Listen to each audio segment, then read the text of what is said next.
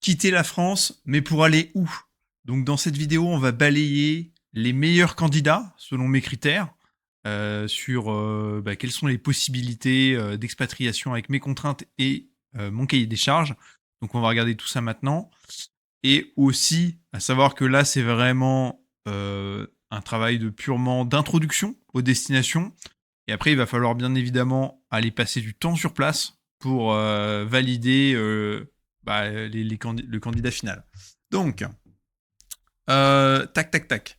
Donc, ce qui se passe, c'est que moi, j'ai demandé là à ChatGPT de me faire dans le monde entier une liste avec les critères suivants. Donc, une fiscalité crypto intéressante, un niveau de sécurité très élevé, ok pour une famille. Voilà, je veux être dans un endroit confortable.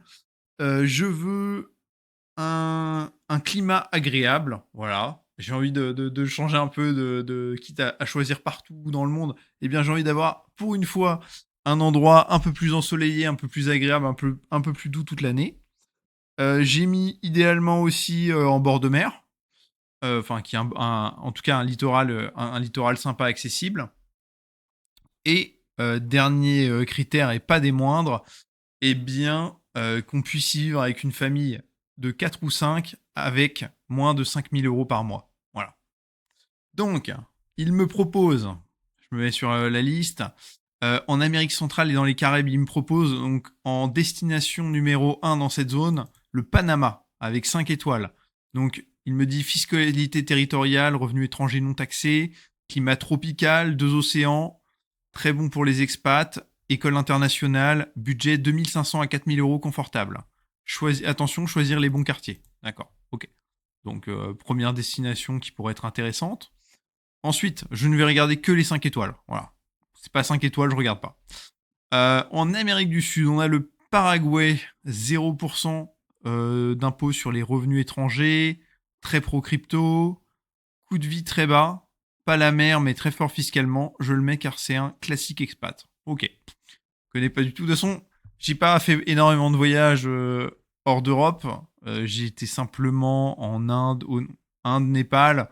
Voilà, c'est les seuls pays que j'ai vus hors Europe, mais où j'y ai passé quand même pas mal de temps. Mais voilà, donc, toutes ces destinations-là, j'ai jamais mis les pieds sur le continent américain, africain non plus, etc. Donc voilà. Ensuite, on arrive sur l'Asie du Sud-Est. Donc là, il y a deux destinations 5 étoiles.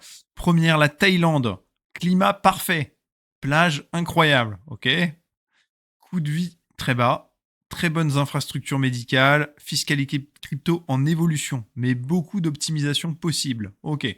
Bon, il va falloir, de toute façon, dans chacune de ces destinations, il va falloir creuser un petit peu avant pour refaire un tri. Là, je vais prendre ce premier prix, cette première liste. Et puis je vais retravailler chacune, aller voir vraiment ce que vaut la fiscalité crypto, à quoi ressemble le pays, le climat. Bon là je continue, on va dérouler toute la liste.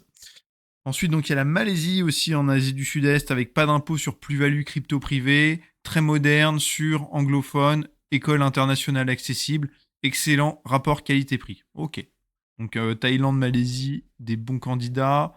Ensuite Orient, pardon. Émirats Arabes Unis, 0% d'impôt sur le revenu, ultra sûr, mer, soleil, école, top. Ok. Logement, école peuvent coûter cher, mais faisable si les 5 000 € si bien gérés. Ok, inférieur à 5 000 € si bien géré. Donc là, ça veut dire, moi de toute façon, ça aurait été ma crainte de base. Je connais pas ces pays-là, mais de base, je me serais dit que c'est des pays très chers. Les Dubaï, etc. Donc, je suis étonné qu'il me le propose, mais ouais, il met si bien géré. Donc, ça veut dire qu'avec 5 000 € par mois, on est un peu ric-rac là-bas, je pense. Et puis, bon, alors, de toute façon, je ferai le détail, mais aussi autre chose qui me fait peur, mais il y aura sûrement d'autres pays comme eux qui sont concernés. J'ai peut-être un été peut-être un peu trop chaud au niveau climat. Bon, à voir. Ensuite, on arrive en Afrique. Sous-côté mais très intéressante, l'île Maurice. Très pro-investisseur, fiscalité très douce, sécurité plus école internationale, climat parfait, plage de rêve, 2500 à 4 000 €, très bon niveau de vie. Ok, donc ça a l'air d'être un candidat intéressant lié aux critères. Là, il m'a mis beaucoup en avant, je trouve. Il y a 2 destinations qui m'a particulièrement mis en avant là pour le moment, c'est la Thaïlande et l'île Maurice, avec, un climat parfait, et des plages de rêve dans les 2. Donc je veux dire pour le côté géographique, j'ai l'impression qu'il les met devant et avec de la bonne sécurité et cetera. Bon, à voir tout ça.